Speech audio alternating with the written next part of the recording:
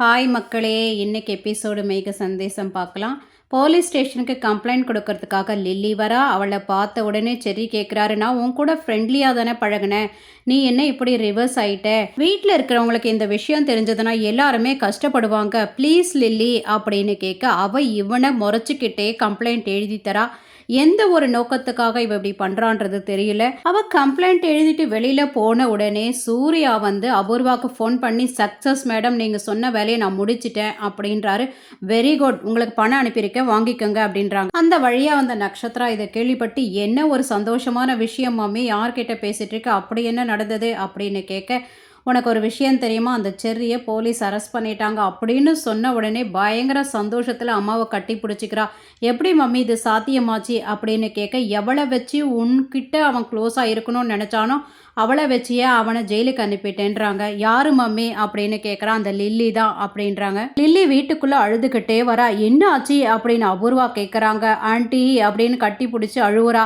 வீட்டில் இருக்கவங்க எல்லாருமே இந்த அழுகுறலை கேட்டுட்டு வராங்க. என்ன ஆச்சு அப்படின்னு கேட்க, செர்ரி வந்து என்னை கெஸ்ட் ஹவுஸ்க்கு கூட்டிகிட்டு போனார், அங்கே போயிட்டு என்கிட்ட தப்பாக நடக்க பார்த்தாரு அப்படின்னு அழ ஆரம்பிச்சிடுறா. ஓ, இந்த அளவுக்கு போயிட்டானா, நம்ம வீட்டுக்கு கெஸ்ட்டாக வந்த பொண்ணுக்கிட்ட இப்படி நடந்திருக்கானே அப்படின்னு அபூர்வா சொல்ல, எல்லாம் முடிஞ்சு போச்சா அப்படின்னு மருதாணி சித்தி கேட்க, இங்கே பாருங்க மருதாணி, செர்ரி பற்றியெல்லாம் அப்படி பேசாதீங்க, அவன் அந்த மாதிரிலாம் நடந்துக்க மாட்டான் அப்படின்னு கேபி சொல்ல, அவன் பெரிய ஸ்ரீராமச்சந்திரனாக இருந்தால் எதுக்கு கெஸ்ட் ஹவுஸ் கூட்டிகிட்டு போனோம் அப்படின்னு அபூர்வா கேட்குறாங்க. உடனே நக்ஷத்ராவை தான் பங்குக்கு ஒரு நாடகத்தை போடுறா. கொஞ்ச காலமாக அவருக்கு என் மேலே பாசம் குறைஞ்சிட்டு இருக்கிறது எனக்கு தெரிஞ்சது, இதனால தானா அப்படின்னு அழ ஆரம்பிச்சிடுறா.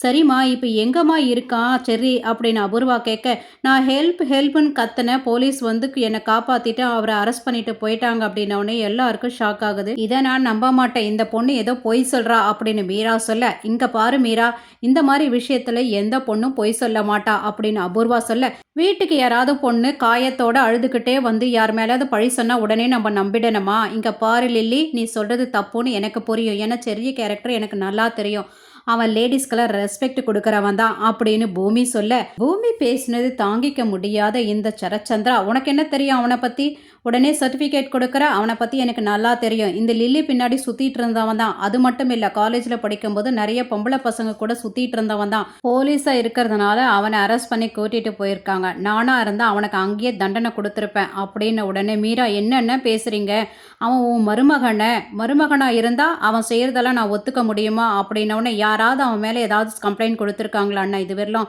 அவன் ரொம்ப நல்லவண்ணா, நீ அப்படி பேசாத, நீ ஸ்டேஷனுக்கு போயிட்டு அவனை கூட்டிகிட்டு வாண்ணா அப்படின்னு மீரா கெஞ்சுறாங்க. ஐயோ மீரா, உண்மையிலே அவன் தப்பு பண்ணிட்டானோ என்னவோ தெரியலையே அப்படின்னு தலையில் அடிச்சுக்க அபூர்வா. இதை பார்த்த பூமி, நீங்கள் என்ன கண்ணால் பார்த்தீங்களா அப்படின்னு கேட்க, கண்ணால் பார்க்கறதும் காதால் கேட்கறதும் தப்பு, தீர விசாரிச்சா எல்லா உண்மையும் வெளியில் வரும் அப்படின்னு கேபி சொல்ல, உன் பையனுக்காக நீ வக்காலத்து வாங்காத, ஏதோ என் மருமகன் ஆகிற தகுதி உன் பையனுக்கு இல்லைனாலும் தாலி கட்டிட்டானேன்னு சகிச்சுக்கிட்டு இருக்கோம், இப்போ பாரு அவள் எப்படி அழுதுட்டு இருக்கா பாரு அப்படின்னு நக்ஷத்ரா பார்த்து சொல்ல, அவள் அந்த நேரத்தில் நீலி கண்ணி வடித்து நிற்கிறா.